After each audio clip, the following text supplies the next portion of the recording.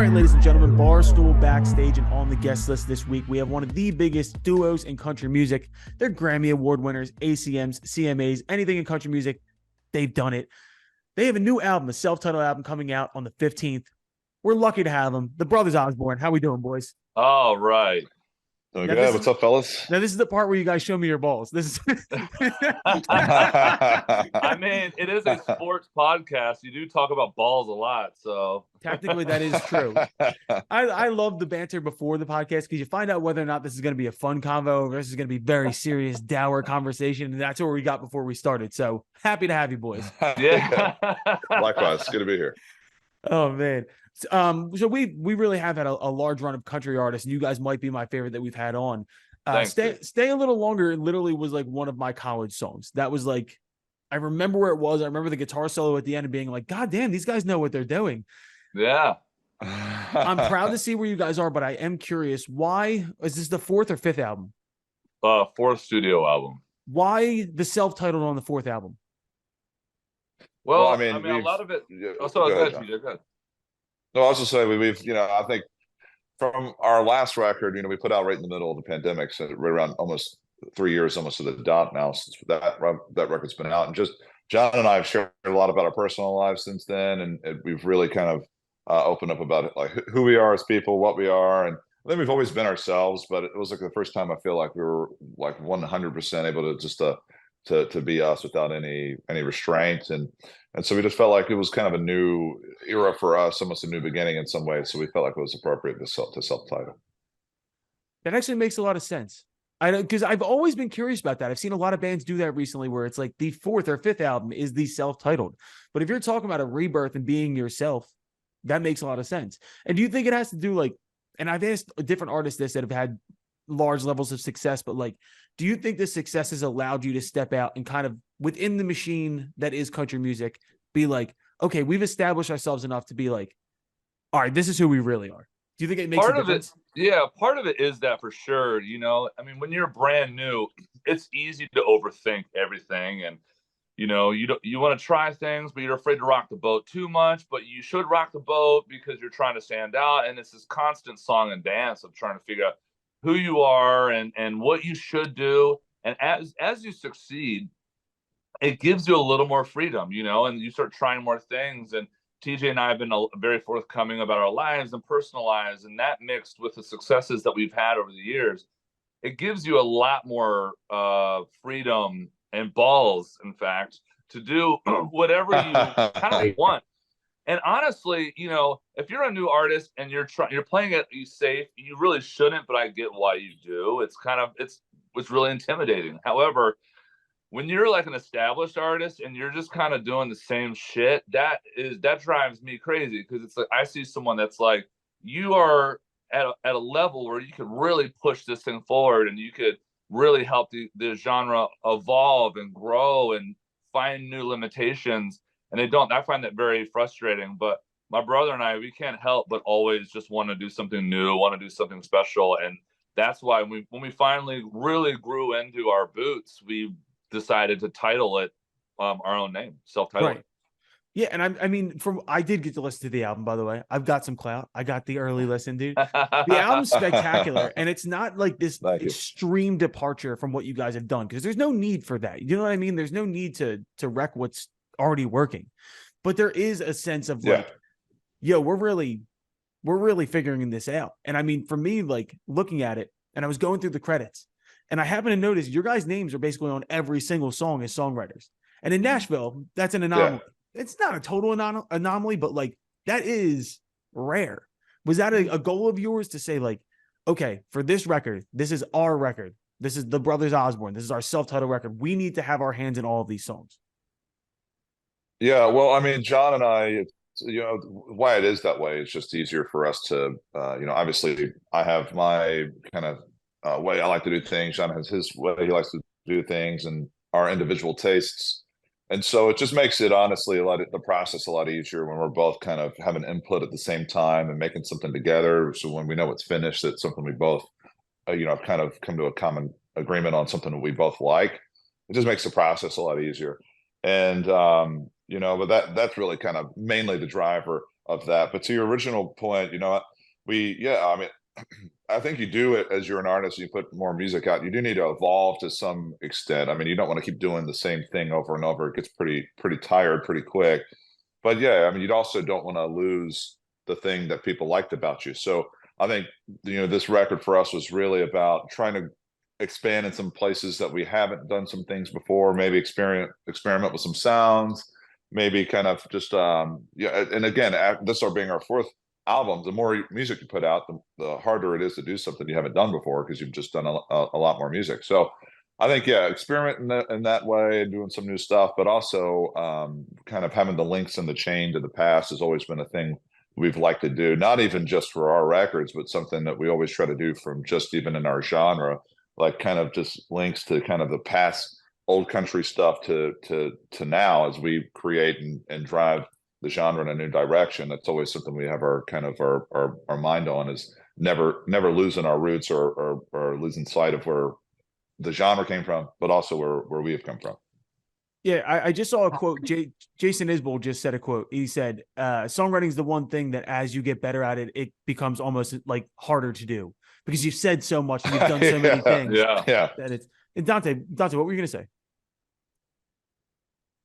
Yeah, sorry, I'm at the Barstool office. That's why the internet is so bad. It's not like we're a media company or anything. I apologize, but I wanted to ask you guys, how do you pump out as much material as you do? It's like another album every other year. It's really, really impressive, and it's quality that you're putting out too. It's not, like you guys are just, trying to pump stuff out to get it out. I have to say too, I gotta ask too, that Younger Me song from 2 years ago, that I always liked your guys' music. That song really, really, really took, my fandom for you guys to another level. Just one of the best songs lyrically I've ever heard, honestly. It was so good.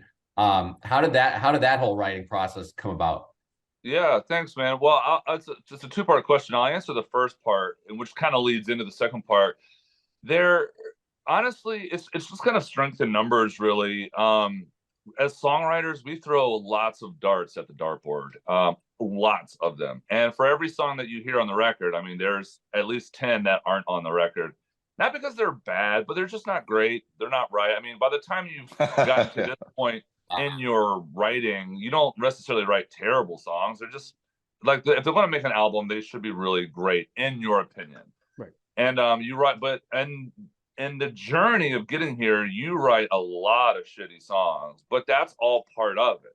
I mean, it doesn't matter what you do. You got to be bad at something first before you can be good at it. And so when you hear us put out 10, 11, 12 songs every other year, there are hundreds of songs that you just don't hear. And that comes with a lot of work, a lot of time. People ask us what we do on our time off. We don't have any fucking time off. Like, this is, we work all the time. But the thing is, we love it. We come home, we write. I'm in my studio right now. As soon as I'm done this, I'm gonna start working in the studio, and it never ends. So it's really just write, and then the songs will eventually show themselves. In terms of Younger Me, that was written from right around the time that TJ came out, and that was talking about writing songs, a lot of bad songs. That song in particular, we started writing a bad song that day, and we just couldn't get through it.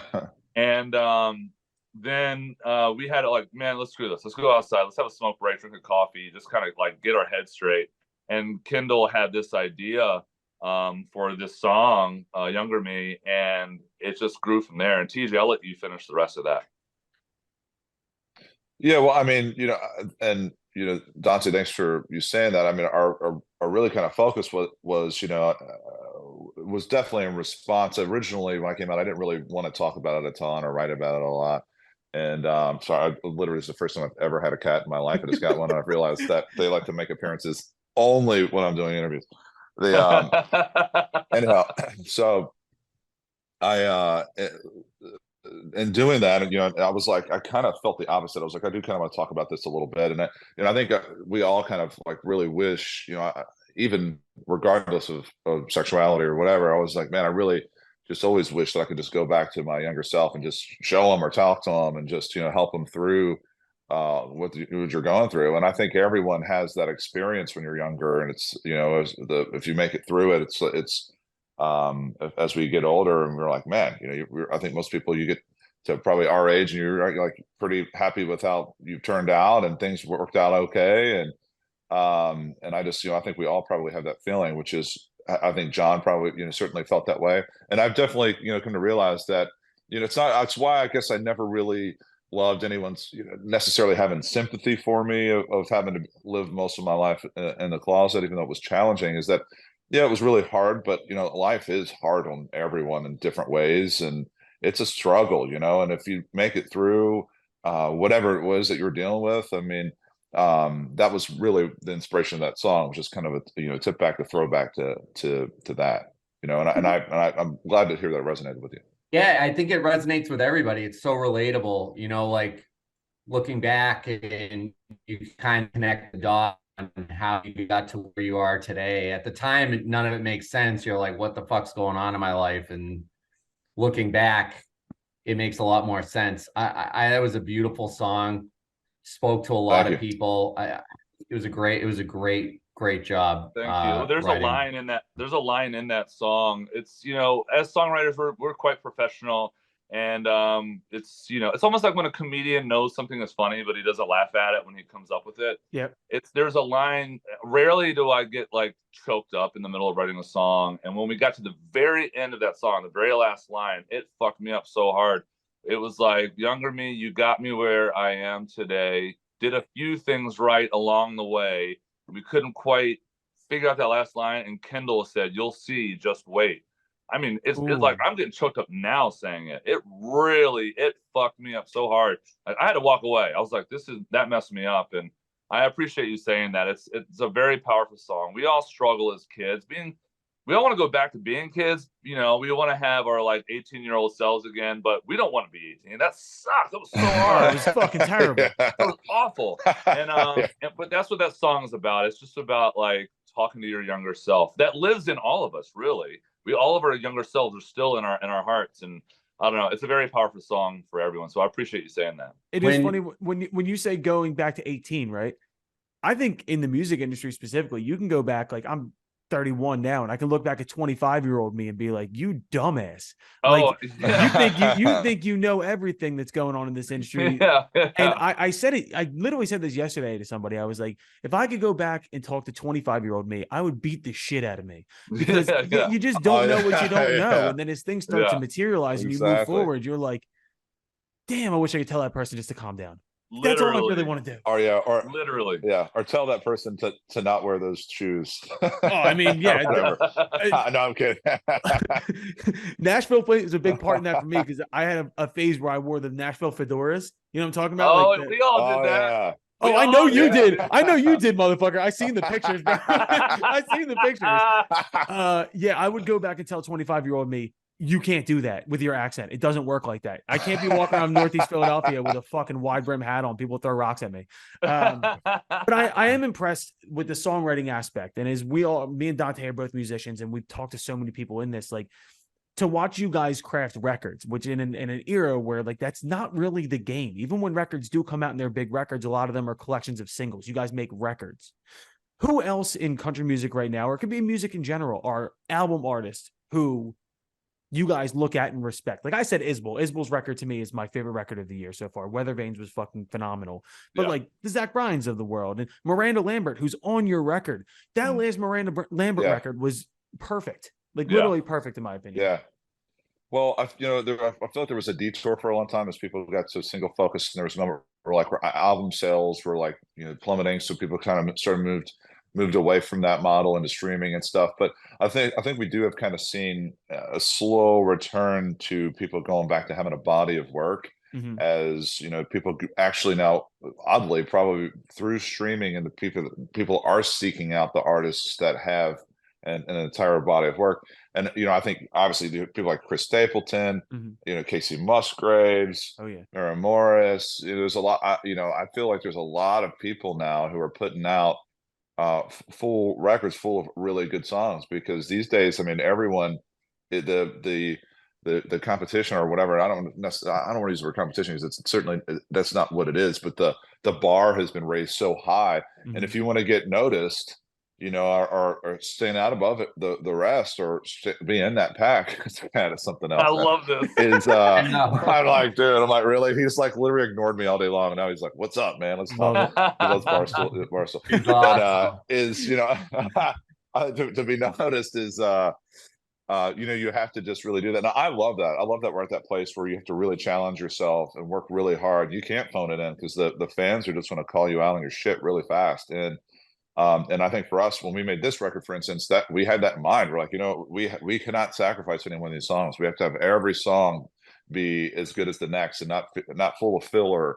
And otherwise, people just aren't going to waste the time, because there are a bunch of artists out here who are making great music. You know, the Zach Bryans of the world, and you know, it goes on. Tyler Childers and all these people just really have really great songs. So I would, you know, for John and I'd love to be considered in that pack of people who definitely put their heart and soul into making a whole album really good, because you also don't know sometimes what's going to resonate with somebody. We've had songs in our past records that John and I did just as we liked it, and we're like, you know what, fuck it, we think this is going to be cool for you know, for us. And turns out that was the song that really resonated with other people more than the songs that we thought were the songs that people were going to be singles or whatever. So I you know, I love that you notice that. And I think nowadays people come to concerts, they want to hear, you know, they want to hear hits, they want to hear songs they know, but then the diehard fans want to have that moment where they're the ones who know the song that no one else knows. Oh, and every time I go cool. to a concert, I have that one deep cut that I want to hear. You know what I'm saying? You want to hear, yeah. And I go in with What's challenging though, because you know, you want to hear that one deep cut, but then someone else wants to hear a different deep cut, and there's only so many you can play before you start putting people to sleep. So you're like, you it's always a balance there. Like, all right, how are we going to venture out and do that? But I always love, you can just see like the sense of pride on like the real diehard fans' faces when you play something that's a little off the beaten path and they're singing it with this pride. It's like, to me, that's like, that pumps me up more than anything. I love that when people have invested in it. When you guys look at what country music is right now, and we had a conversation on the podcast like 2 weeks ago, we were saying, I think you're noticing this shift within popular culture in general, where for the last few years, it's been all hip hop. When we were all stuck at home, pandemic, it was largely hip hop for a lot of us. And then in the last, like, I'd say like year to 6 months, you even notice the dialogue going around Twitter and different things like that, where it's like, people are treating the release of country albums the way they were treating the releases of hip hop albums. Like with Zach Bryan's album specifically, because it's so new to us. Like there was like, who's going to be featured on it? Like, how long will it be? Will it drop? Is today the day? Like that kind of a thing. Like, are you noticing a shift around you where there's more eyeballs on your genre? But more than anything, where do you think country music is right now? Country music is a funny genre. I mean, I grew up, you know, as did my brother. This is what we listened to, and we didn't really think too much about it. But when you're in it, it's quite funny for a lot of reasons. It's a genre that everyone loves, but a lot of people don't admit that they love. They'll go, I hate country music, but I like Chris Stapleton, Miranda Lambert. And you're like, but if you like Chris Stapleton, then you like country music. You don't have to like everyone in any genre to enjoy the genre.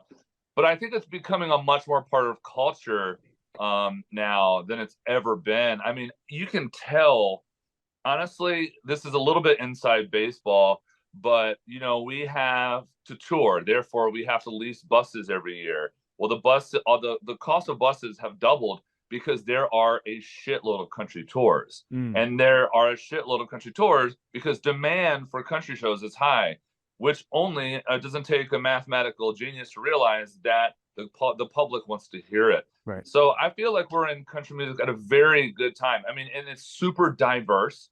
There are a lot of different walks of life. There are a lot of different people. There are a lot of different creeds. You know, you've got black and white. You've got more females in country. Thank God, we need more females in country.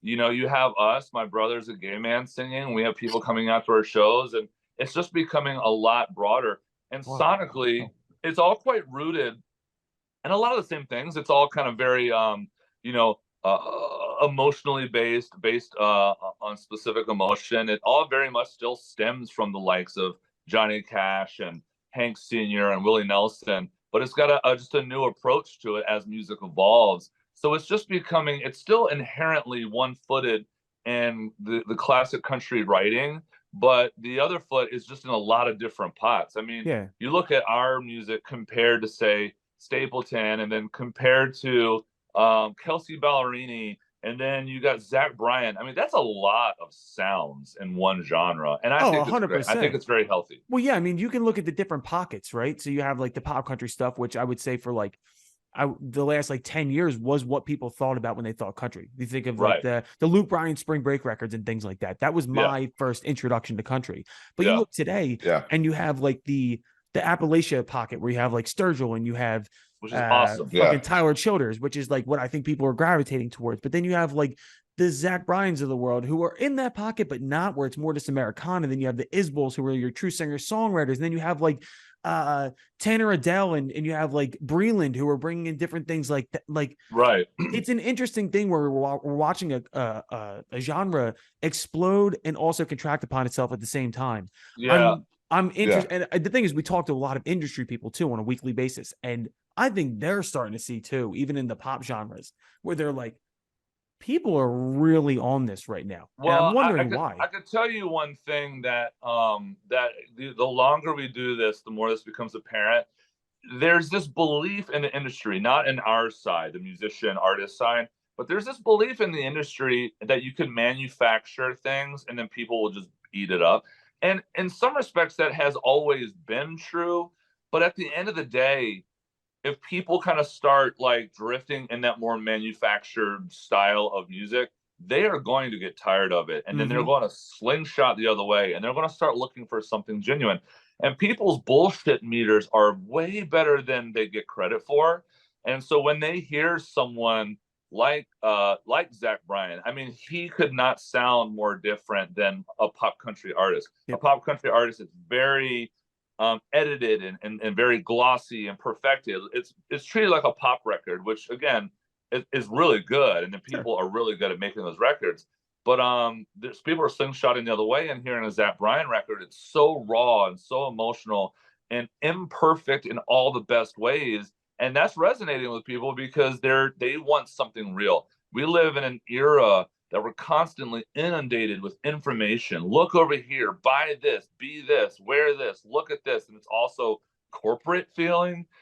It is just kind of fertile soil for someone like Childers or Zach Bryan and Sturgill and Isbell. All these people have been doing that thing. It's just kind of fertile ground for that. And people, I think, it's refreshing for people. And it is for me, too. But that's the amazing thing, though, is where I feel like you guys can straddle both sides of the fence to where you guys do have the pop sensibilities and you have the reach in that side, but you also write heartfelt songs that don't necessarily go, oh, this is pop country. No, this is good songwriting. Like that to me is what's always interests me about you guys. And it was why initially when I heard you guys, I was surprised that you got as much backing from the industry as you did in like the Stay a Little Longer days, that early records. Cause I was like, this is good songwriting. This is fucking real country music, but it's getting played on pop radio. It always surprised me about you guys. Yeah. Well, and I think since then it's been an interesting ride because I feel like we have existed in kind of a lot of different places, which we've wanted to, I mean, because it's just fun for us. And I think there has at radio for a long time, I think they were always like, man, I don't know if these guys fit in here.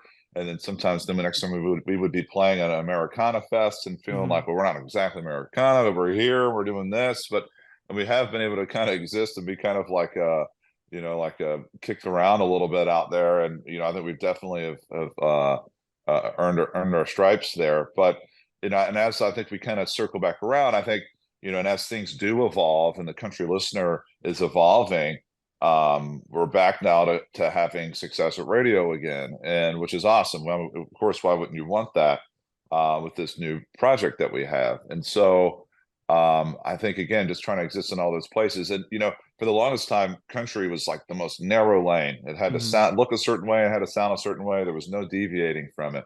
And then there is an era where country, and still is, where country is just really heavily scrutinized, sometimes for good reason, and sometimes I think unfairly, when other genres hardly get any look and sometimes do some really crude shit. Sure. And I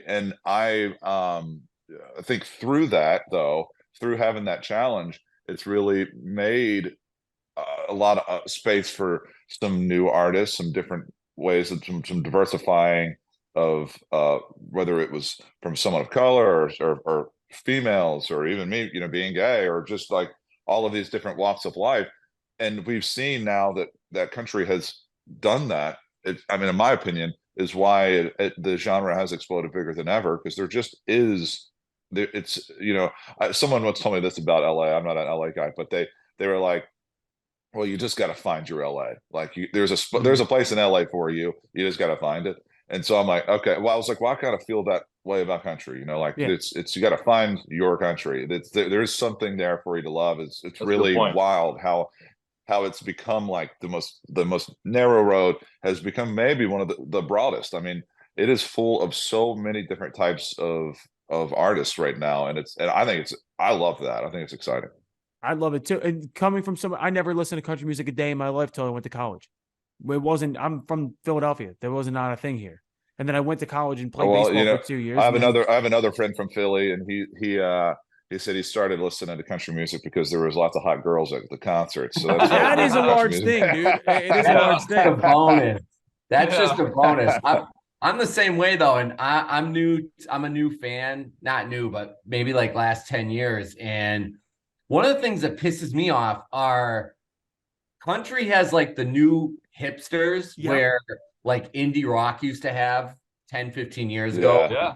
All these gatekeepers that were like, oh, that's not real country. That's bullshit. Yep. This radio and it drives me nuts because good music good music is good music. And if you can sell out arenas, if you can sell out arenas, you're doing it for a reason. Exactly. But also this, I just literally did an interview before this with with the Tennessean, and the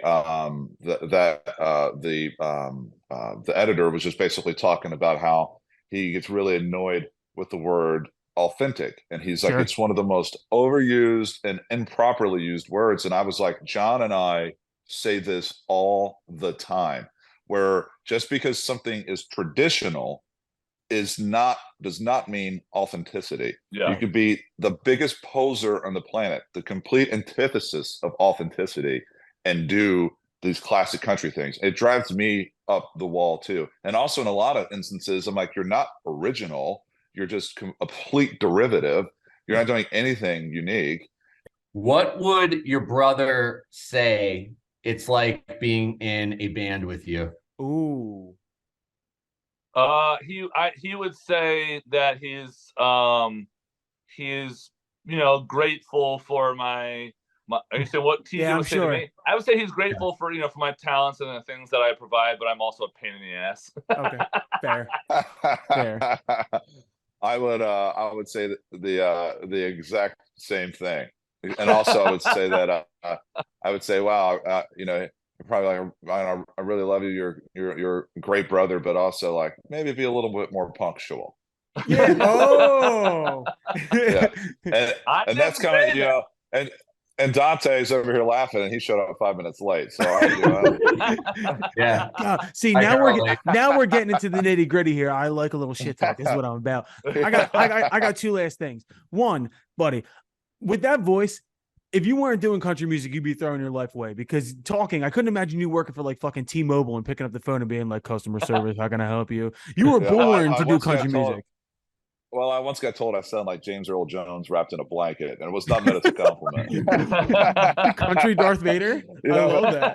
It does give me Darth away. Vader? A lot of times Vader. It's oh my God. Darth Vader, that's great. If I'm out in public, Darth it's usually Brooks? when I'm talking as when it goes away. Darth Brooks, that's good. Darth Brooks. Oh my God, I love it. But no, yeah, you have a beautiful voice. I just want to say that. The last thing here, thank you. No, Maryland boys. Yes. Are we talking like Orioles? Are we talking Ravens? Yeah, are we sure. talking, or are we DC teams? No, where do we lie? Well, it's weird because I still, I know they changed their name. I still call myself a Skins fan only because we haven't really been a fan of them. So, now that Dan Snyder's like getting out of the fold, I'm like, yeah, finally, like we can, like we can all agree that it's like what a sigh of relief that was. And so Or it's going to be. So that's what we grew up as, but definitely O's fans. The first thing I noticed is that Eagles hat. So we definitely grew up with. Well, I was just going to talk shit for a minute. I was going to say it must be nice to have a new owner so you guys can go 6-11 and have somebody at least nice in your fucking box. That's great. I love it. They have someone else to blame.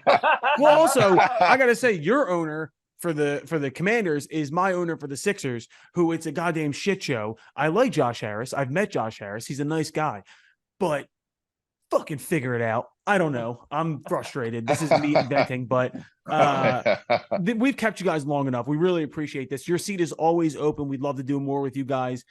New record. This will be out right after the record comes out, but I've already listened to it. I can't suggest it highly enough. It's fantastic. I'm sure we'll see you guys on fucking red carpets accepting awards for this. So congratulations ahead of time. Is there anything else you guys want to say to us? Go O's. No, I'll say just also, yeah, go O's. Yeah, exactly. I mean, our O's looking good finally. But I will say, just real quick, we also, this is going to be a little shameless promo, but we are doing 4 shows this month that are going out. We're going to be hitting DC, New York, Nashville, and LA to do some album release shows. And we've been like busting our ass to make these shows like really special. Like, I think we've done as much work for these 4 shows you typically would do for like an 80-date tour. So, right. Come out, check out those shows, and let's go, to release the new music. Thanks for checking it out. Let's go, baby. Really a pleasure having you guys on. Like I said, anytime you want to come back, feel free. You guys are awesome. Thank you so much. Hey, thanks, dude. Thanks for your time, guys. Thanks for having us.